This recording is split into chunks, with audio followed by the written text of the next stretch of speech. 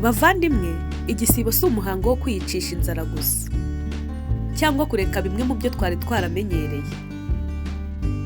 Igisibo ni igihe cy'ingando y'umutima, aho dukwiye gukuraho ibirangaza byose ngo twumve ijwi ry'Imana n'iry'umutimanama wacu.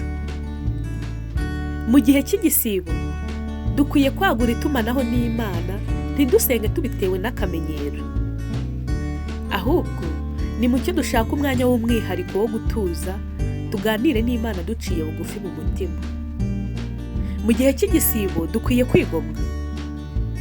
Kureka ibiribwa, inyama cyangwa inzoga ni byiza, ariko igisibo gishimisha Imana kurushaho ni ukureka ingeso zidindiza ubumuntu bwacu. Isuzume urebe, ese ni amagambo mabi? Ese ni ishyari? Ese ni umurengwe? Icyo kintu nicyo cyaba igitambo cyawe nyacyo muri uyu mwaka. Mu gihe cy'igisibo kandi dukwiye gufasha cyangwa gushyira urukundo mu bikorwa. Amafaranga cyangwa ibiryo wigomwe biha uwo bishobora gufasha.